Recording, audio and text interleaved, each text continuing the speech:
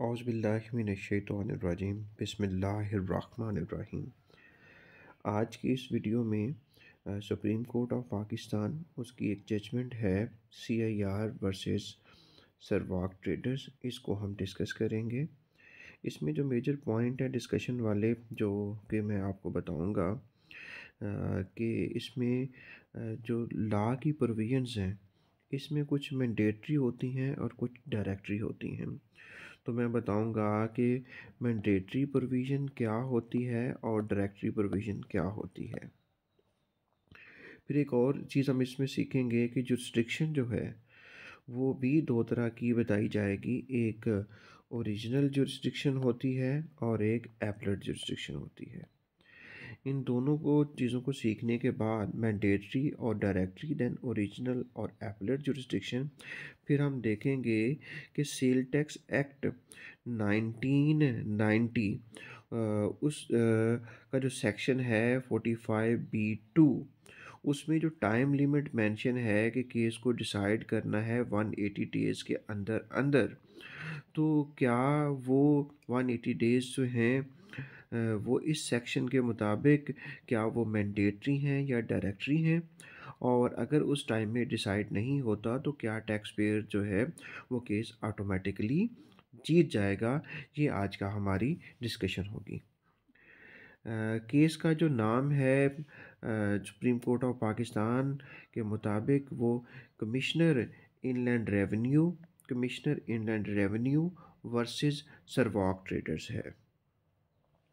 Section जो relevant है वो सेक्शन 45B2 है, जिसमें ये बताया जाएगा कि ये डील करता है कमिश्नर अपील्स को सेल टैक्स एक्ट 1990 के मुताबिक। तो आगे बढ़ने से पहले मैं आपको थोड़ा सा वो अर्ज़ कर दूं कि मैंडेटरी और डायरेक्टरी प्रोविजंस क्या होती हैं।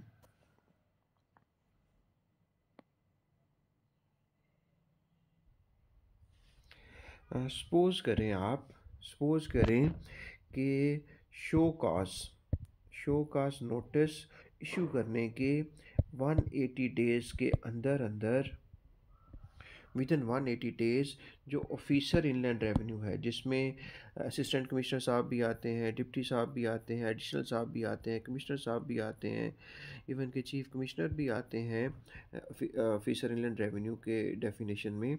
तो अगर शोकाज नोटिस इशू किया है असिस्टेंट कमिश्नर साहब ने और टाइम लिमिट मौजूद है शोकाज नोटिस इशू होने वाले सेक्शन में कि 180 डेज़ के अंदर अंदर उन्होंने केस को डिसाइड करना है, तो ये यहाँ पे लॉ उनको बाइंड कर रहा है कि उन्होंने 180 डेज़ के अंदर अंदर डिसाइड करना है, तो ये एक मैंडेटरी प्रोविज़न होगी। अगर वो 180 डेज़ में डिसाइड नहीं करते तो जो सारी प्रोसीडिंग्स वो करेंगे वो सारी की सारी वॉइड हो जाएगी, क्योंकि 180 डेज़ के बाद टैक्स पेयर का राइट अक्रू हो जाएगा। कुछ हैं डायरेक्टरी प्रोविजंस। डायरेक्टरी प्रोविजन ये हैं कि लाइक हम कमिश्नर इनलैंड रेवेन्यू अपील्स की बात कर लेते हैं। कमिश्नर इनलैंड रेवेन्यू अपील्स जो हैं इनको चाहिए कि इन्होंने 180 डेज़ के अंदर अंदर डिसाइड करना है, तो उन्होंने 180 डेज़ में डिसाइड करना है। ये उन्हें करना चाहिए, ही मस्ट डिसाइड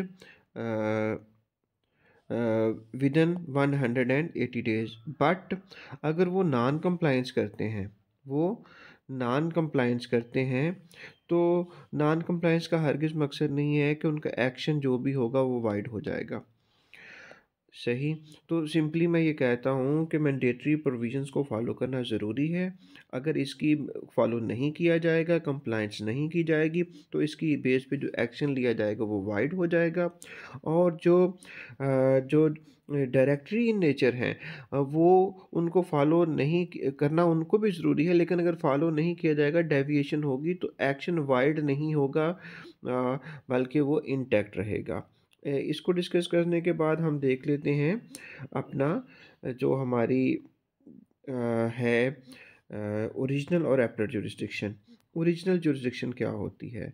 जैसा कि मैंने अर्ज़ किया कि जब ऑफ़िसर इनलैंड रेवेन्यू कोई शोकाज़ नोटिस इशू कर रहे होते हैं, तो वो ओरिजिनल जुरिस्डिक्शन होती है उनके पास। उनके पास असेसिंग पावर होती है, तो वो ओरिजिनल जुरिस्डिक्शन होती है, वो सारी प्रोसीडिंग्स करते हैं और ऑर्डर करते हैं। जब किसी भी टैक्स पेयर के खिलाफ ऑर्डर हो जाता है, तो वो उस ऑर्डर को चैलेंज करता है बिफोर कमिश्नर अपील। तो कमिश्नर अपील जो होते हैं, उनके पास ओरिजिनल जुरिस्डिक्शन नहीं होती, बल्कि एपलेट जुरिस्डिक्शन होती है। ठीक है जी, तो ये थोड़ा सा डिफरेंट है ओरिजिनल और एपलेट जुरिस्डिक्शन में। और अब ये ओरिजिनल जुरिस्डिक्शन और एपलेट जुरिस्डिक्शन और मैंडेटरी और डायरेक्टरी प्रोविजंस को समझने के बाद हम आ जाते हैं अपने केस लॉ के ऊपर। केस का बैकग्राउंड क्या है? केस का बैकग्राउंड क्या है? सर्वाक ट्रेडर्स को एक नोटिस इशू किया जाता है 2011 में, जो कि डिसाइड हो जाता है उनके अगेंस्ट।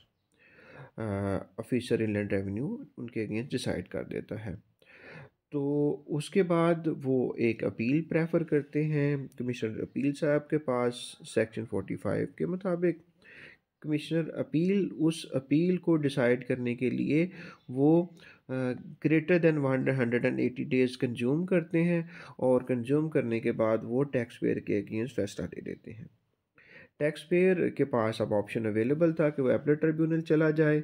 वो एपलेट ट्रिब्यूनल जाता है और एपलेट ट्रिब्यूनल में जाके जो वो अपील फाइल कर देता है और कहता है कि जी कमिश्नर अपील साहब ने 180 दिन में डिसाइड करना था, तो उन्होंने डिसाइड नहीं किया, तो अब केस में ऑटोमेटिकली जीत गया हूँ। तो ट्रिब्यूनल कहता है ओके, और वो बात मान लेता है टैक्स पेयर की, और वो एफबीआर के ख़िलाफ़ डिसीजन दे देता है।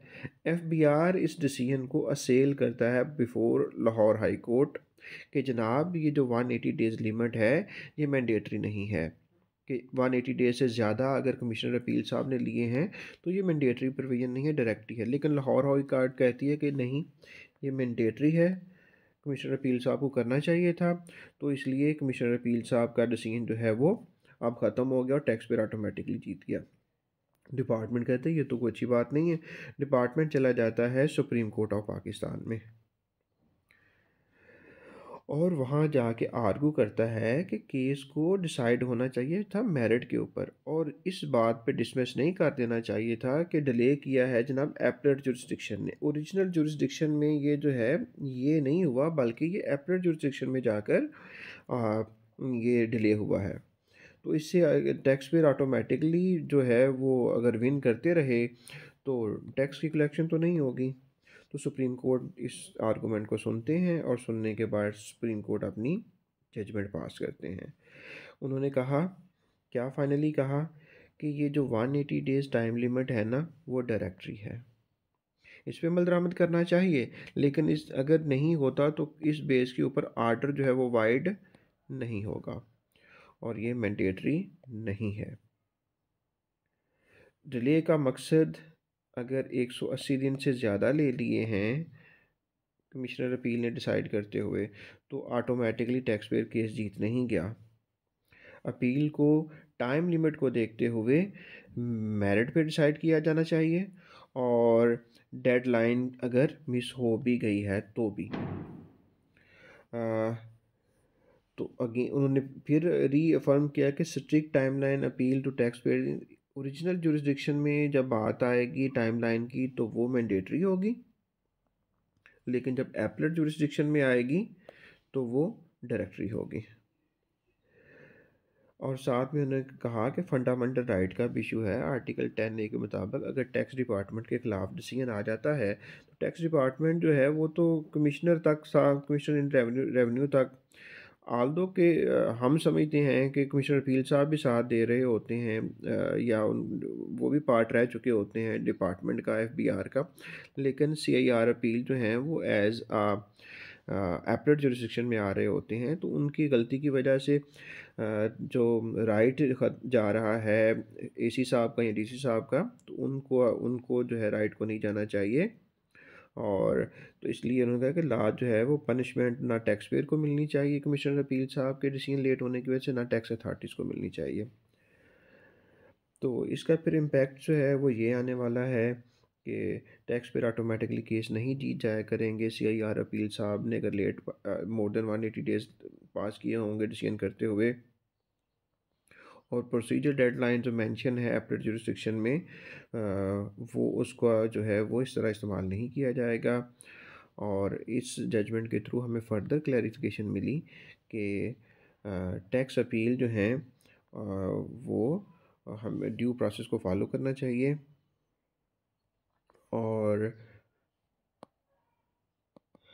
और हमें जो है फर्दर एक अंडरस्टैंडिंग हमारी डेवलप हुई फर्दर मैंडेटरी के बारे में, डायरेक्टरी के बारे में, एपरेट जुरिस्डिक्शन का पता चला, ओरिजिनल जुरिस्डिक्शन का पता चला, और जो टाइम लिमिट्स मेंशन हैं उनके बारे में हमें इसके फर्दर हमारा जो है वो कॉन्सेप्ट क्लियर हुआ। आप अगर कुछ फर्दर इसके बारे में जानना चाहते हैं या आप कोई अपनी राय देना चाहते हैं तो आप कमेंट्स में कर सकते हैं, और kindly stay tune for the next videos. Thank you so much.